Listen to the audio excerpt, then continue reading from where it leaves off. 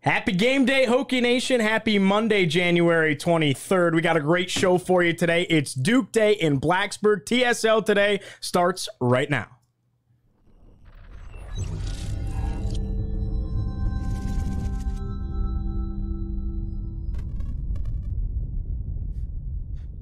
Thanks so much for being with us, whether you're joining us on YouTube, Spotify, or whatever podcast platform you are joining us from. Be sure to go ahead and give us some feedback. Leave a like, comment, and subscribe. And as always, today's show is brought to you by Triumph NIL. Well, we got a special surprise for you today, so let's go ahead and introduce everybody on set. Across the way, Mr. Carter Hill. Behind the scenes, Nick Brown, and here we go. The legendary voice of the Hokies, Mr. Bill Roth, is on the set. Bill, thanks so much for being here. Nice to be here on a big game day and a big class day for you and Carter today. Yeah, very true. Coming up, you guys will be making your debut in class this afternoon as well for this semester, won't you? Yes. After missing last Wednesday's class to go to UVA. You had a good excuse. We did have a good excuse. We got the note. Game. We were covering the game. Absolutely. So we brought Bill on today because we wanted to talk about, now we always bring up all of his favorite moments inside Lane Stadium. You got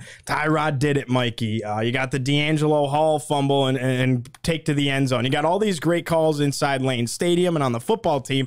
Nobody ever talks about the basketball. Bill, we wanted to talk today about some of your favorite moments inside Cassell Coliseum with a big game coming up tonight. Oh, yeah, especially with Duke coming here tonight, right? Because some of the great moments in Cassell's history have been when the Blue Devils have visited.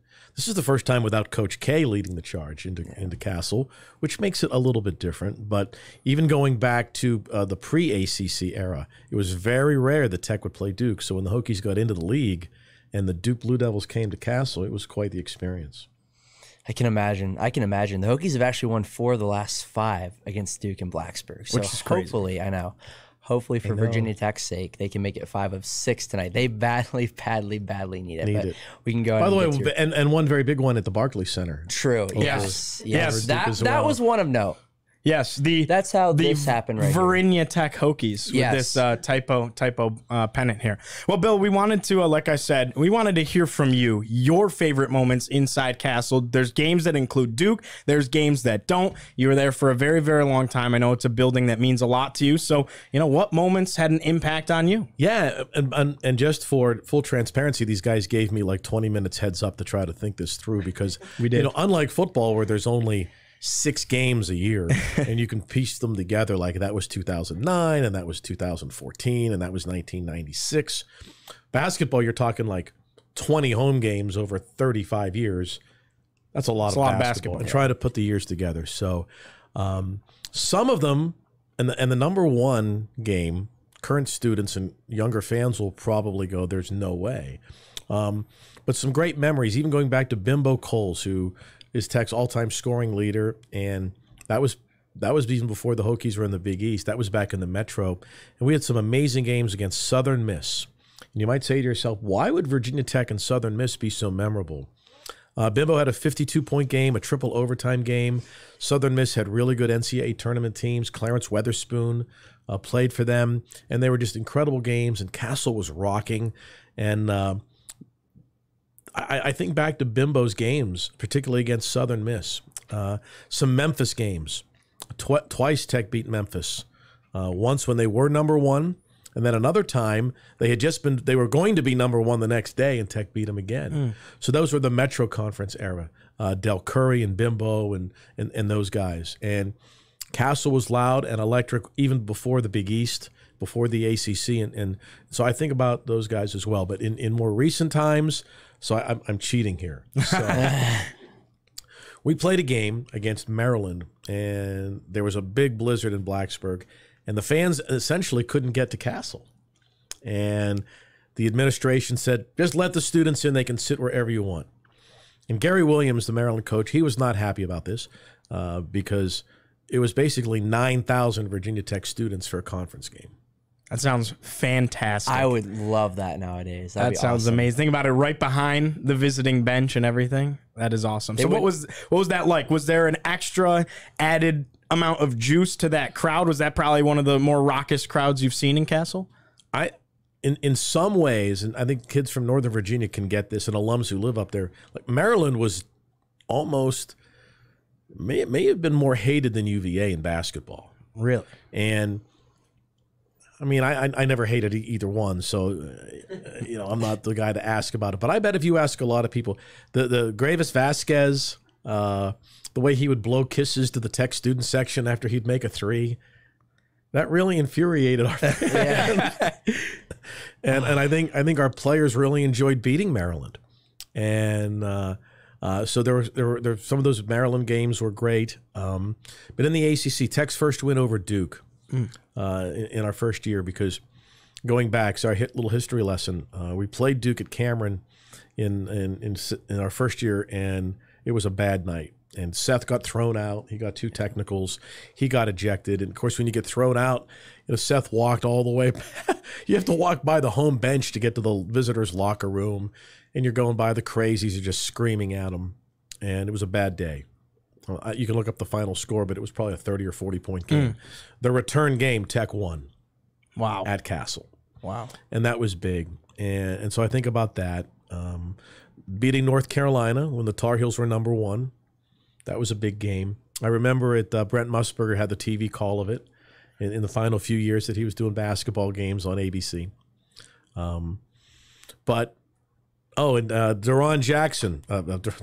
Deron Washington windmill dunk.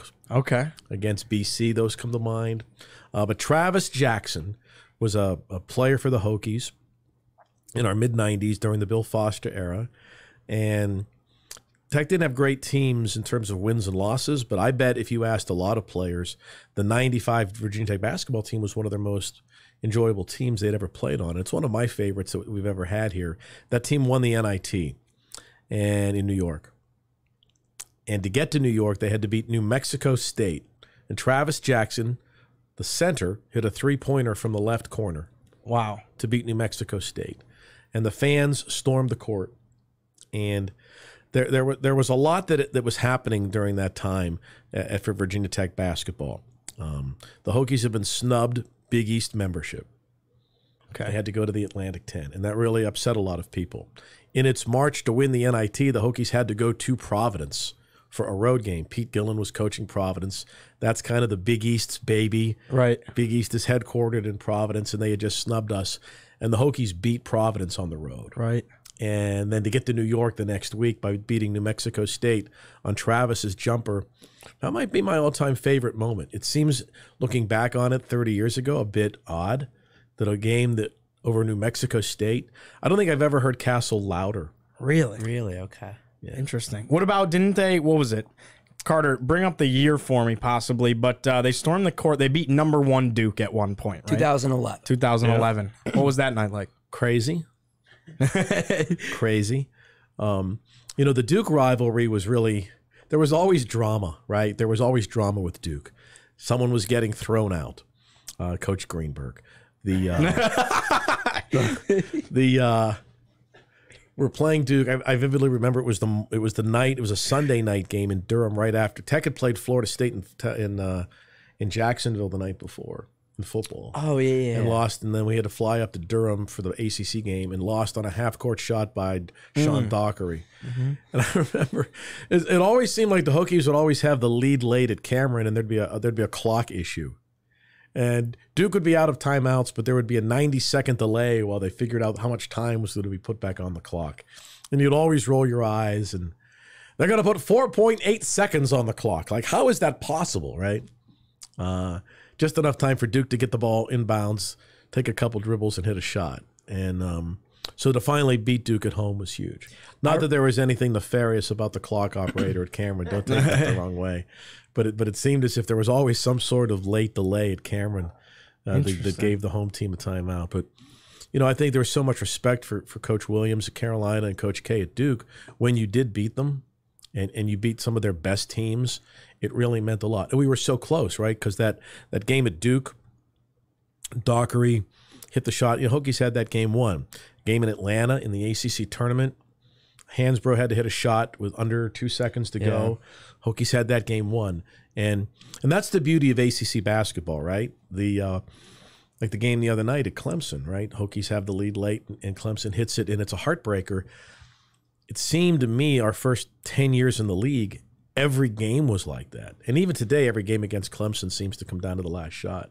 So when you win one, particularly over a great coach like a Roy Williams or a Gary Williams or Coach K, it means a lot. Yeah, I really enjoyed the last time the Hokies met up with Coach K. That went well up in Brooklyn. Yeah. That February 2011 win over Duke, if I'm remembering correctly, was that the Who's Your Daddy game with Seth Curry? Yep. And so there was so whether it was Seth or even before that, you know, when JJ was playing, you know, because JJ Redick was from Cave Spring down in Roanoke, and his dad would sit right behind the bench and complain about the lack of security at Cassell Coliseum, and there was always a personal kind of game when it came to Duke. But Dell and Sonia at the time, they wore Duke pullovers with Hokie socks. I do remember that. Interesting. Sat behind the bench. Who's Your Daddy with Seth Curry. Who's Your Daddy? Duke. College Game Day was there. At that time, it was what? Reese Davis and Hubert Davis was on the cast at that point. Now Coach Davis, yes. Yeah. Really? And who was the guy from Notre Dame? Coach Phelps. Phelps, yeah. Digger Phelps. Interesting. All right, Bill, before we let you go, your thoughts on the game tonight. Virginia Tech trying to snap a losing streak here. Duke coming off of a big win on against Miami inside home, right? Cameron. Your thoughts on tonight's matchup? You know, I think we learned this last year, right? That just because you don't have a great ACC record in January, that doesn't mean it's the end of the season. Basketball's a tournament game. It's a game where you want to get better as the season goes along. And I thought the Hokies played better at UVA. And Clemson's really good, by the way. I'm not so sure Clemson's not the best team in the league, okay? But we'll see. It's January, right? And I think the keys tonight, is that what you asked me? Just your thoughts on the game. I think the passion of the Castle will be great. Awesome. I think it'll be an amazing atmosphere. I know Coach Young wants better guard play tonight. You know, your classmate, your SMA classmates, Sean Padula and Darius Maddox need to step up their games. You know, to beat Duke, you can't play an average game, right? And you have to play really, really well. And right, you hear coaches say it all the time that like in the NBA and clearly in the ACC, you can play really well and lose. And I think that's what's happened last couple of games. And you can play well and lose. But I think the Hokies will play well tonight. And as Carter mentioned, we've seen the Hokies win against Duke at home. What is it? 4 out of 5? 4 out of 5. That's pretty darn good. It is pretty good. Yeah, there's not many teams that are beating Duke at an 80% clip on their home court. So, but again, it's a long season. So a win tonight, you have to build on that with Syracuse coming in and then get down to Miami. It's a 20-game conference schedule, and there's a lot of ball to be played. And if you're going to have injuries, you want to have them in January, which Tech unfortunately did. You want to be healthy mid-February through the tournament and see what happens. Because no one remembers that the Hokies were in 7th place last year. All they remember is they won the tournament. Right. And it doesn't matter what place you're in on January 23rd. It matters, are you getting better? Are you healthy going into the stretch drive? And we're not even there yet. We're not even into February yet. So I'm excited about it. Duke at Cassell on Big Monday, national television, a sellout crowd.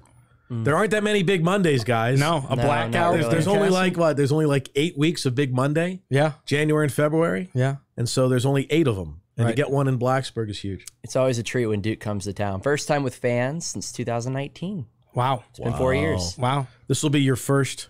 It's my first home Tech Duke game.